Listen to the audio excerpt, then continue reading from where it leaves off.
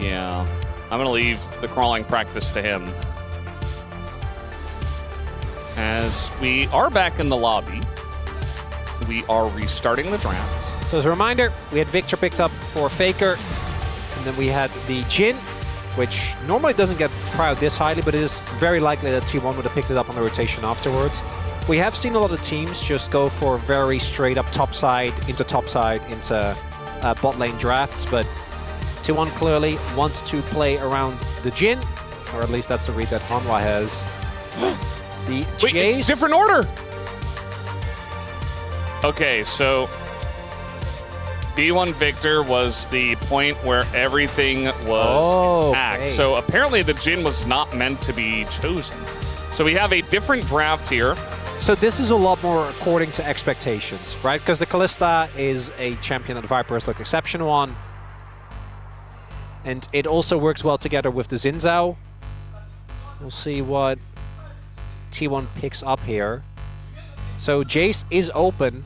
We have good reason to believe that if it doesn't get picked here, a pick for Zeus of it is likely. And then, especially if you don't pick it here, so you're picking for lane dominance, which makes sense. This also denies the Renata. We have seen players just be like, I don't care, and still pick Renata into it. But I gotta say, when there's already a Victor on the enemy team, maybe let the Renata go. But that's not gonna get the game. If this was you know, an RE or something of the sorts, I think it makes a lot of sense. But now, maybe it's time for something else from the light. Because you can also go for a top lane picker. Again, you can secure that Jace. As I mentioned, or you can just play a Kali. I mentioned it earlier. Yeah. Now that we've seen more, I think you have a better chance of getting away with it. This is a little bit less intense. And there is already a great ultimate with the Nico as well for you to pick away. Because the Akali, I think, really forces you to fully commit to the dive, whereas Sylas is a little bit more modular depending on the ults he can steal, depending on what position you can get him on for side lane.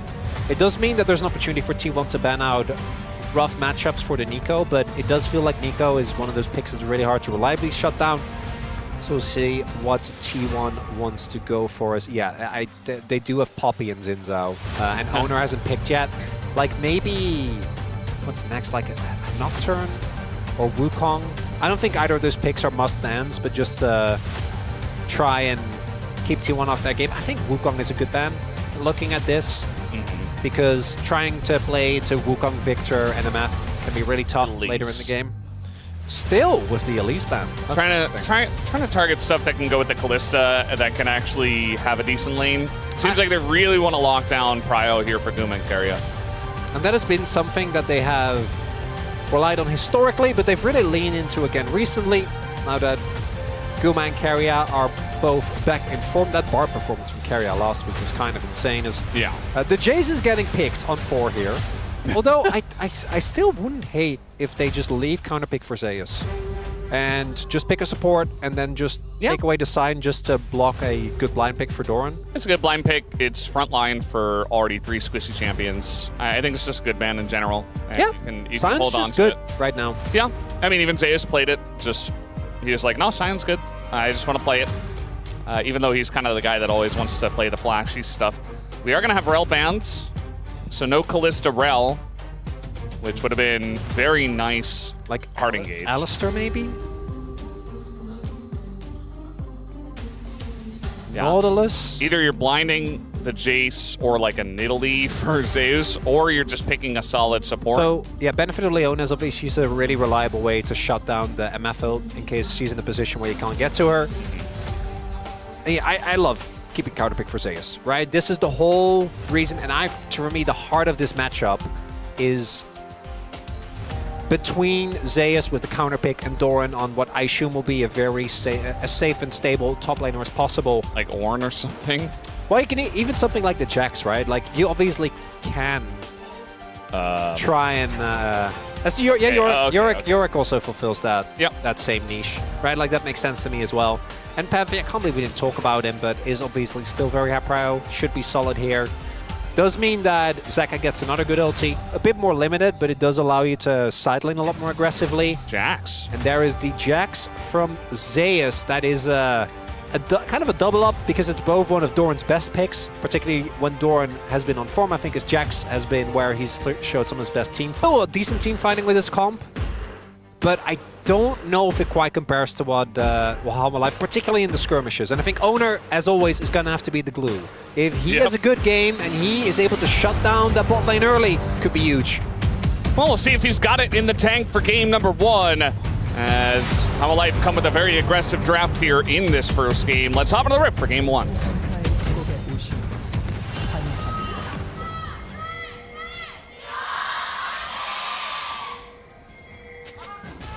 미니언 생성까지 30초 남았습니다.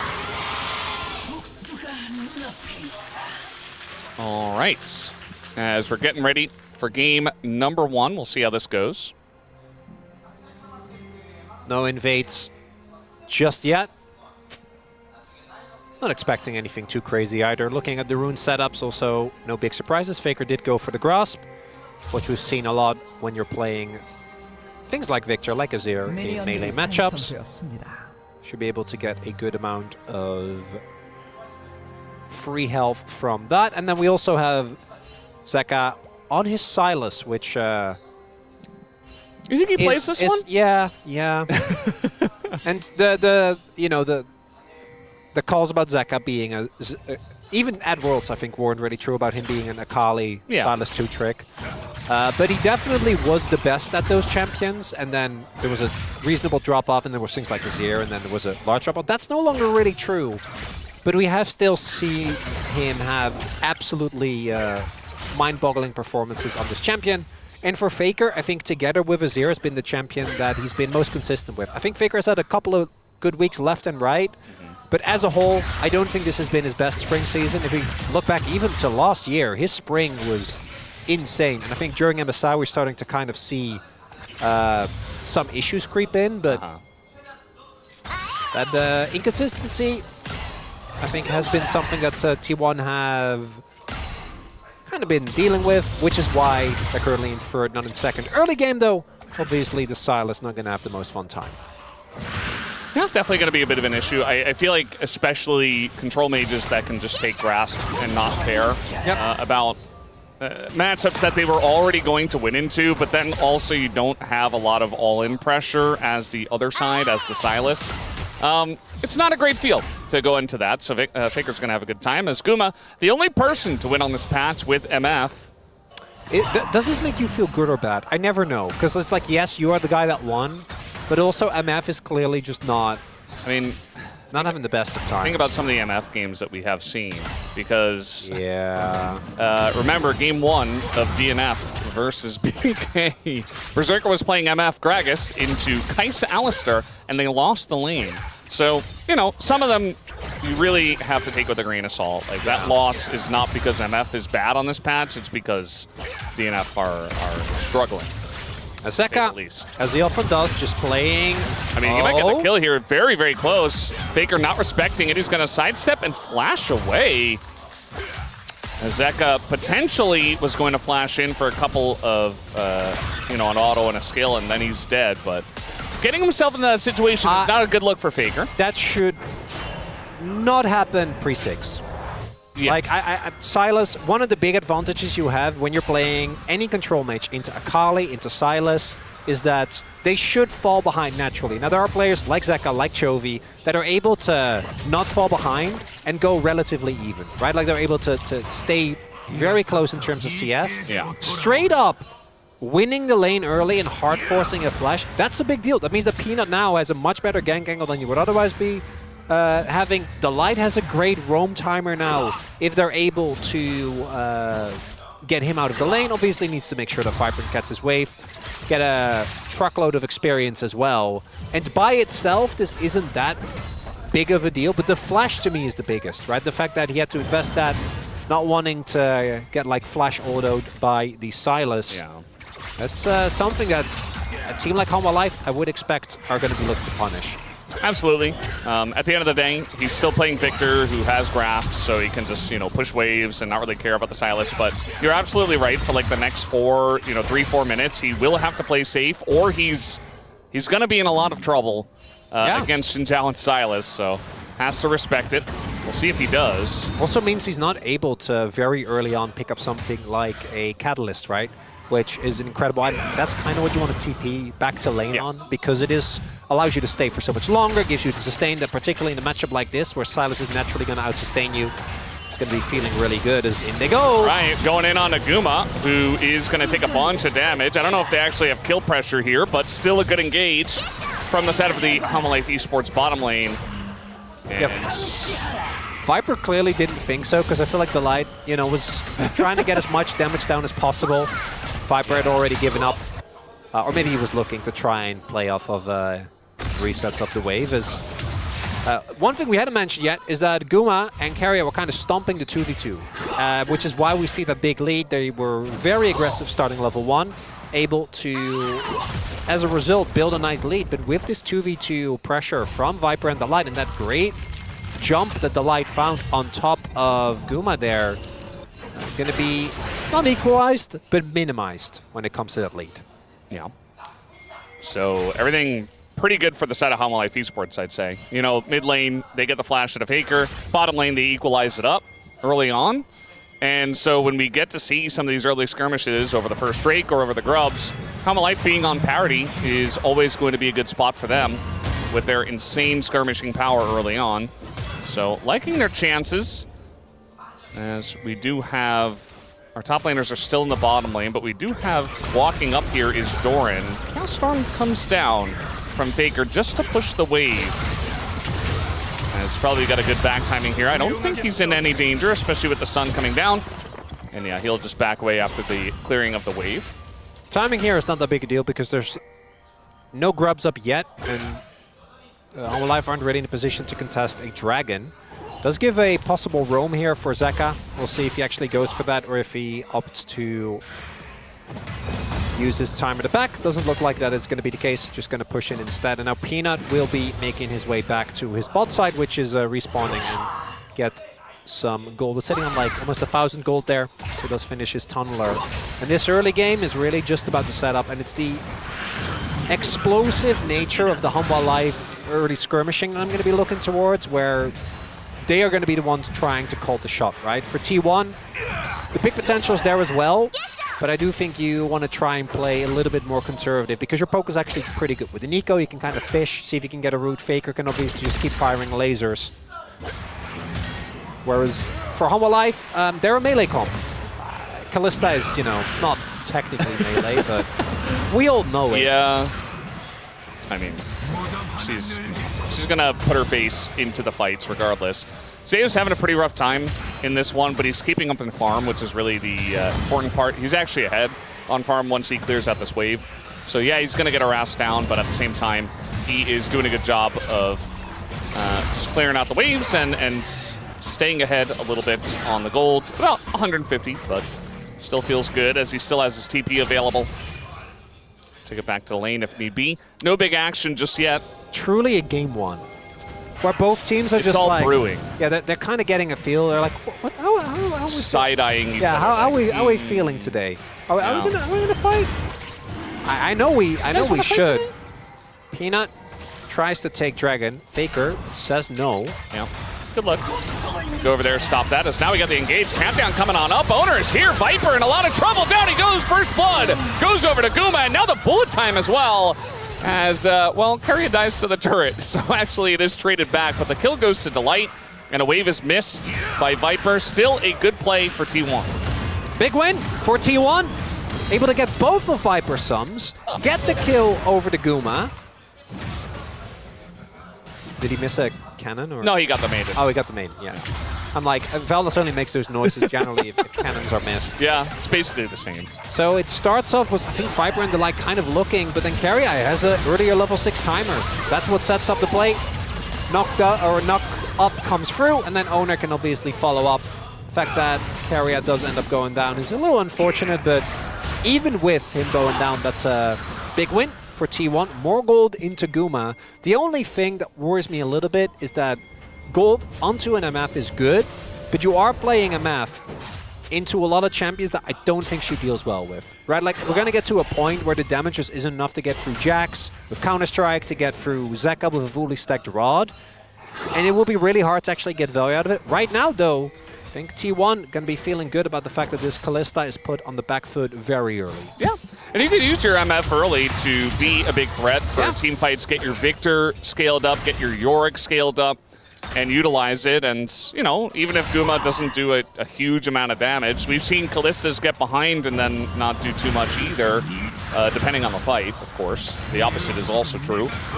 You were pointing at T1 picking up all 3 grubs. Of that top play, I assume. Oner just running, and the eventual trade will be a dragon picked up for HANWHA Life. Early Infernal Drake, always nice, but not that crazy. Until they can stack 2, and oh my, if you get another Chemtech Valdez.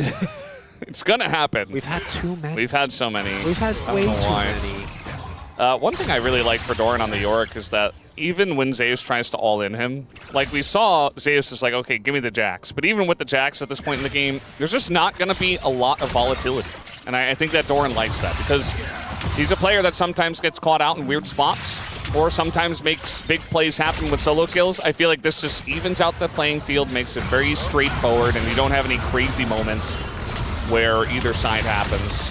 And so you kind of neutralize yourself a little bit, but also you neutralize Zeus for now, as Zeus elects to drop a wave. That's He's got Viper coming up. T1 is really running the map here. That's 2 full waves. Like, the top casters are going to be picked up, but the bot wave is just fully gone. Zeus is just not going to be able to pick that one up. That's a wave that they're going to be missing out on, and look at that. Now we see Doran has his Triforce finished. Zeus is not. TP is nowhere near. And if you are any it doesn't matter which champion you are. If you're playing into Triforce and you don't have Yorick and your opponent does, you don't really get to play the video game. Zeka, long chains, but the all-seeing eye of T1 Oner still at the ready as... It's just Victor with grasping patterns. Like, he's just never dying. Also, Zeka got blocked there by a grub. There's like a time... I saw that. I wouldn't have hit. I think it would have hit the wave instead, but it did look funny. A little grubby getting in the way. T1 actually building up nicely towards their early lead. Yeah. As there's Jonah strong zoom. Yeah. You don't want to miss those cannons. They are a lot of money. It's really a big problem that Jonah Strong has too many things that he's known for, because otherwise you could just call that the Jonah Strong. But you can't. I think that's the main thing. I don't know. His predictions are another. Yeah. I guess context clues might help there, but oh my god, this Nico! Yeah. You know, you mentioned Keria's Bard last series out, looked insane. Yes, it was against DNF, but individually he was, you know, carrying on support and looking fantastic mechanically. So it feels like he's really on his game now. A lot of our top players, I feel like, had really rough beginning of the series, or rather beginning of the seasons, for all the players, but everybody's really coming online here towards the road to MSI, which you do love to see, including Keria. Bit of damage here on Zeus, who is Jax, but yeah, stun comes in, 1Q, and he's dead. Oner just easy dive, and now you've got a whole turret worth of plates given over to Doran. T1 getting massive leads here in this early game. Yeah, they're kind of obliterating them. It's 13.5 minutes, and they're about to be up 3k gold. It's all lane. That's it. It's literally just laning pressure. Yep. Every single lane is winning. Even with Zeka getting the early flash out of Faker, wasn't punished whatsoever. Yep. And there are waves just being shoved into turrets. There are plates being picked up across the board. So many plates. Like, look at this! This is way too many plates. And we knew that T1, with this draft, were going to win the early game. But HANWHA Life, like, evened it out early, but then they have just fallen off a cliff since. HANWHA Life have some of the best team fighting and skirmishing that we have in the LCK. But there are limits to how much you can kind of catch up with just being good at something when you're facing T1. Yeah. And it's not like their comp is bad early either. There's still Pantheon, there is the Nico and the MF, which the team fight power of those, if they can get their combo off, is big. This big a gold league this early on, almost 3.3k. You don't really see gold leagues this large, especially between two teams that should be very evenly matched. So you will have one more, like, I think you have an opportunity to fight where right now, like, your item spikes, one item spikes are done, so are the ones on T1. You do still have a Kalista, you do still have this this Silas, but so many of the situations look like they're half health before anything has happened. As Oner hiding behind Otacon. Maybe this is the window they're looking for. Yeah, he's just gonna flash away. Good call. Peanut and Delight right there. And they had kind of snuck through vision, snuck past vision to get in there. But they get the flash out of the Pantheon. Decent amount of engaged potential taken away from T1. Yeah, HANWHA want to fight. It's very obvious. And when the space is open, I do think that their target selection, the single target burst, is insanely big, but they do need to find an early kill. All the one-item spikes were finished for Hanwa, so even though they're down 3,000 gold, it's really only components that are T1's ahead on. Well, exactly. So I think the confidence makes sense, but then I look at the health bars. Yeah. Or rather, the lane situation for both mid and top, and they're just not in a position to really do too much. Zeus doesn't really get to play the game. He's just sitting here against a Yorick trying to scale and just not really having an impact for the entire early game. This is not what Zeus is comfortable with. No, and will life really look quite muted here in the early game in T1 on their end. High marks. Everyone looking to be playing very, very well. Laning pressure is there. Cole's cashed out for Guma to really add to that gold lead. All right, Doran trying to play for this turret. Might be fighting him. All right, he's going towards the other enemies. He's buying a lot of time. The turret goes down. Oner tries to come in and save him, but Doran gets knocked up, and there you go. First kill, but now Nico, the massive ult over the top. And Guma's right there, but the damage doesn't go in. As now we got the engage coming in on Guma. He has to cleanse. He flashes, but he's not getting out of this one. HANWHA Life making something of this team fight. As Faker on the backside, Keria here alone as well. Triple kill for Viper, who has been totally untouched in this fight, picks up 3. Well, there's that team fighting, fellas! And we said, yes, there's a gold lead, but the item spikes are really not that different, and I think we see it right there. What a back and forth, and that combo looked disgusting from Keria and Guma so much. But this is the second time I've seen this today, by the way. One of the people in that combo was a Xin Zhao, who is not taking damage. So take another look. The timing window here, attempt to punish Doran for taking this turret. Zeka has the stone node, but a lot actually goes wide. Zeka doesn't need the change, which allows Oner to show up. Then Peanut goes back in for the re-engage. But I want you to look right here. So yes, Zeus goes down, but that really is all that they got. That's 2 ultimates invested. And then Viper in all of this goes unchecked. So he gets to stack up spears. And once the fight goes long, and these big ultimates don't do what you need him to do, you have Kalista, Silas, and Xin Zhao. And if there are 3 champions that you don't want to have long fights and multiple rotations, it's those. And Jax, eventually. Although, in this game, he's just kind of been sitting back. He did his job there. He got the kill, and then he died.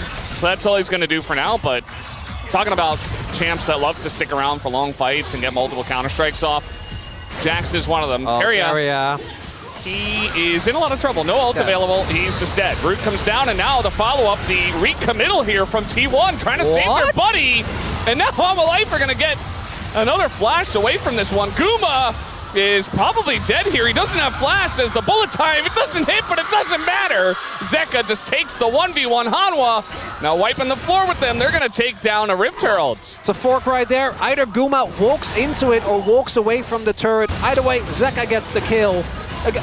Losing Keria there, it's fine. T1 though, with a desperation that I don't think is warranted, are really trying to fight. And again, this is Xin Zhao, Leona, Kalista. They're gonna try and look for these jungle fights, these skirmishes. T1, you need a good setup, and this isn't it. So much invested there. Faker loses his flash. Guma and Keria end up going down. The insta-cancel on that bullet time. Look, slow motion! Yep. That's a super soldier right there! I mean, it's just like free food for Silas. It's an MF with no cleanse, no flash, running through the jungle, trying to catch up to the team's bad decision to go for that fight, you know? And you know the funniest part is T1 still has a gold lead, despite all that. It was from all the laning leads, but I don't think it matters nearly as much now. The Silas is online, the Kalista super fed. And yeah, I mean, there's a big lead in top lane. Well, but it's a Jax. When your back is against the wall and it all comes down to your Yorick, I think there's compositions where there's compositions where you see that and you're like, I believe. I don't think this is one of them. Yeah. Because I'm looking at what HANWHA have to offer, and Zeus is still really far behind. But the rest of the team is able to cover for him well, and it's crucially engaged that's there. For HANWHA Life, it's so easy for them to start fights. I also think T1 are letting them, as we saw. It felt like HANWHA were playing into T1's hands early on, and now T1 are playing into HANWHA's hands. Yep. Here in the mid game. They're like, you want to take fights? We're going to blast cone into you. It's like very strange angles. I think it's just like trying to very quickly respond to HANWHA Life's engages, but that's not really the way you want to play. You want to have set up engages where you have all your ults combined together. You want to be the ones that's setting them up rather than desperately scrambling into position against all of these skirmish-heavy champions on the side of HANWHA. As we have Riftmaker already finished here for Zeka. 2 items. Yeah. Silas is pretty giga-huge at the moment. Not even that far ahead of Faker, but he's feeling pretty good. Already fully stacked that rod. Got it very early, so only able to hit level 15. But ahead 2 levels because of that on Faker, who hasn't finished his. Faker, though, going to get more relative value. True. Because he gets a later level. Right now, I think he just preferred to not be behind Zeka, because you can see he needs to play it very respectful. Wants to get a grasp, but I don't think he's going to get one. And the lead that Guma had over Viper is now all but evaporated. And I want to highlight something. I think that our perception of Kalista, or Kalista as a late game AD, or as an early game AD carry, I don't think it's true anymore. I feel like with the build that she's going for, right, where you get with Terminus and Jaxos, you actually get so tanky that it becomes more about the length of a fight and the skill of the player, as opposed to you need to win early and post 2 items. It's like kind of whatever. Right, I feel like Kalista really used to be, you need to stomp lane, and then once lane is stomped, you have value, and otherwise you kind of taper off. I just don't really see it that way anymore, particularly when you itemize well into the damage that thus far T1 haven't really been able to find, as Homebreaker done 2 item spikes are there for T1. And this Drake fight is a possible soul. We haven't even talked about the mountain as the TP comes in from Zeka as well. All right, they really want to fight for this one, but the Drake is already gone. And, okay, it's gone. That was anticlimactic. We're, like, building up to this, and then T1 just, They get mid-turret, which is nice, but Soul Point... There's a Rift Herald in bot lane. Did you see Peanut summon it in the bottom river? It is there. Yeah. I don't think it'll be there for a lot longer. Yeah, probably not. Zeus. Take it and drive mid, maybe? Okay, okay. Oh, you heard me. You're onto something. Well, there are like 5 wouldn't T1 do that. players, so maybe just leave. Yeah, he's just leaving. That's better. Unless... He's rotating. Yeah. Whoop. Back to bot lane for you. Yeah, back to the wave.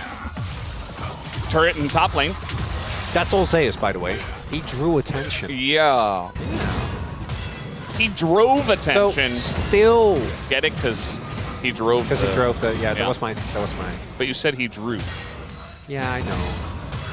But I felt it was implied because of the driving. He drove viewership to the... What's T1 HANWHA? I don't think they need help with the viewership, Valdez. Probably not. I think they're fine when it comes to that. Still a very even game. It is. I think that HANWHA's comp actually will very much enjoy the Ocean Soul. Yeah, no, that's because they already will have so much tankiness. And I think eventually we're going to obviously reach a point where Guma and Faker are going to have a pretty decent amount of being able to... But like even then, even with Deathcap and Void Staff, if they get Ocean Soul and like Silas ever gets to hit anyone... Yeah. Good luck. It's an issue. He's not dying easily. Some context for the graphic we just showed. Faker is on 9 stacks of his rod, so he's about to hit level 16. I think we're not having a lot of action now. We wanted to show something, but that's really the situation. Flash. I think he just doesn't do it now. There's just way too much rotation over here. 4 people kind of angling down there, so it's still a win for HANWHA to take him down. There's no objective up here except the Otacon, but they're not quick enough to start that one up. Don't want to risk it. Zeus still has his TP available. Good call by Doran. I think he was contemplating it, but he would have flashed into Delight. So there's just no world where he ever gets out. So oversteps his bounds, and I'm pretty sure that kill also went to Zeus. And I feel like we're slowly starting to feel the tilt of that matchup, as now Zeus is going for a Zhonya's next, which is going to give him a lot of offensive power, allows him to play way more aggressive. And yeah. And by tilt, you mean it's tilting towards the Jax as he gets more fit. I'm not saying... Not that one of the players is getting I'm not tilted. saying that either player is tilted. I just think our gamers might, you know, misinterpret that. Well, it's they hear the word tilt and they're like, oh, who's tilted? No, it's I would say it's skew, but I feel like tilt is more accessible. Yeah. Who says it's skew? Lawyers. Ugh. The worst. Yeah. Well, it's definitely one of these chess matches, as we had the one big fight in bot, but after that it's been sitting back. This is a thinking's man's LCK. This is the kind of LCK game you can be really smug about. It's like, oh yeah, no, my league. I understand. You wouldn't get it. Deeper. We are already planning 5 waves ahead. You know, none of this is not planned, which is why nothing's happening. I was told that adding objectives would make this better, Feldes. Yeah, you know, we added grubs, and then we took the grubs away. We made them whatever they are now. That's not the only reason. They're fine. Oh, possible collapse. I say, as no collapse comes through. He did hit him with the laser. He did. A little Leandri's burn. Yeah. Yeah. A little bit of damage. Yeah. So is it just one team fight for Ocean Soul, and then whoever wins that fight gets Baron and the game is over? Is that? Yeah, and Otacon. Don't forget. So who do we like more? Who you looking to? I'm seeing a Terminus for Viper. I'm seeing 2 stopwatches. Well, arm guards, but you know. I just feel like the setup for the fight is everything. You know, if Hanwa make it scrappy, they're gonna win like 99 out of 100 times. I think T1 don't have control of the choke points and force Hanwa to walk through one. Yeah. It'll be really hard for them to actually get full value out of this combo. And again, if they had the 4K gold lead that they had, by the way, that they worked very hard for it to get, like, Hanwa can't just walk up to this dragon and set up shop. But here we are. They're walking up to the dragon and setting up shop because the gold is even, Chronicler. A good point made. And I just... Oh, did it just get it? I don't know. I mean, they're starting it, but they're apprehensive about it. Oner is here. Flanking Yorick. We've seen this work for other teams. Not sure about in this scenario, as the Maiden is bye-bye. It's another 50 gold over to Zeus. Saka doesn't have an ultimate yet. I think he's going to be looking for Keria if he can find it. Doran's just pushing. Or Fakers. Wants to go for the engage. Is Faker just going to go golden, and now Delight maybe in a bit of an issue as everybody gets knocked up by the Nico, but the counter Nico comes in. They get onto that back line as Keria the first to go down. Guma's already out of the fight, as will go down Oner, and it's just a disaster. T1, they set it up, and HANWHA knock it down as they do not get the soul, but they get a massive team fight, and now they're going to get the top objectives. That's the world champion right there, Zeka with the Silas! I thought that Nico Engage had done it. They get the dragon, deny the ocean, and then carry a flash multi-man ult. And it's still not enough. As we take another look at this fight, the light goes in, but this at first looks a little disjointed. And then watch this. Boom. Immediately, Faker not in the position to do any damage. Guma taken out of the fight. And then Doran, he's just a Yorick, man. Yeah. He's just a Yorick by himself. Can't get through. That's Nash. And yes, the soul wasn't given. I don't think HLE are going to be feeling too bad about it. I think they're okay with it. They get Nash. They'll probably get Otacon if they want to prioritize that. But maybe they just want to extend their gold lead instead and not try to throw on that objective.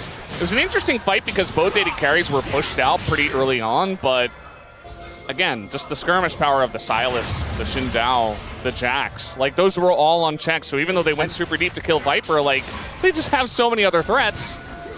And I can't believe Viper hasn't died yet. I swear I've seen him die like he's gone so deep. That feels wrong, right? Or sorry, Delight. Like he's died twice. No, Delight. Yeah. That makes more sense. And now Zeus doesn't really... I I mean, Doran's going to keep going on this, but it's getting close. You can feel like Zeus is getting close to the point where he's just going to begin to take over the side lane. New York's still going to be strong, but... We're going to TP back to the wave. I mean, I don't think he should, because you want to really keep it available in case T1 find a collapse towards top side. They just got his Zonias. Otacon We picked up forgot here. about Otacon. I didn't. Well, I did. Kind of just assumed that that was already gone. It's just they use this Baron to take Otacon, and now they still have 1:30 left on the Baron, so they can just push top and mid carefully. It is not a game-breaking Baron, though, nor is the team fight. I think T1 from this position obviously are going to be in a really rough spot. And the main issue for me is that it feels like Faker has been stuck at these items for like, what, 10 minutes now? I swear, he got his Rod of Ages and his Leandri's really fast. Yeah. And as I mentioned, I think for them to actually chew through all these health bars on HANWHA Life, because these are some beefy targets. Literally no one is squishy.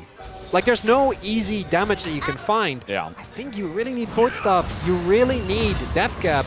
You need some actual damage to chew through these people. Guma, for example, because of the Executioner. Or not an MF. Will help a little. Well, that also obviously is part of the problem. Yeah, and then Oner tried his best in the early game, 100% kill participation, but at this point, you are Pantheon. All right, they're going to try for something here, but Keria doesn't find the angle, and Fate's Call comes through. It's kind of a broken engage from T1, and there's still 30 seconds of Baron. So they have this wave. They take down the turret anyway, and that's some tools taken away from the T1 side. Zeus not yet in a position where he can threaten a kill. In fact, he is getting pushed off of the wave, so not really getting value out of the side push of the Jax. And we're following Guma here. Looks like he got a Dirk, but nothing big at this point. Jack Show's approaching. The gold lead for Zaka just keeps getting bigger. Peanut, he's just sacrificing his camp. And I'm happy to see awake Peanut again. I feel like he was gone for a decent amount of time. He's playing. He was on vacation. Yeah. He was hanging out. HANWHA Live does do that. But, you know, that's one of those things that you can say, and either it can be cope if they then lock in the next series, or they just lose and you're like, okay, yeah, no, there's an issue. Everything we said on the POG stage is coming true. Yep. If HANWHA Life lock in, if Peanut's on his game, they should take it. Peanut is running into 4 people, and the ult here from Keria only hits the Xinjiao, who does not care. Peanut doesn't care, even if he dies. As now they get to the backline, and Kuma's ult does absolutely nothing, just dies immediately. Baker's got a good angle under the turret, but he doesn't have any teammates as they're dying the turret. They're just tanking the turret, and everybody seems to have his on as everybody's going golden, and Baker just doesn't do any damage. He is dead. HANWHA Life stomp the fight, and maybe they take the game right here. That's a red side win as well. 처치했습니다. It's HANWHA Life. Yes, they fell behind, but those team fights, man, they are just something else. The early skirmishes, we saw the signs, and HANWHA will be able to end this game. Keria's trying to clear the wave as best as he can, but nah, there's just no chance. Not having enough pull. They turn and take the kill first, and then they will kill the enemy Nexus. HANWHA Life, very nicely played game. They got down 4,000 gold in the laning phase.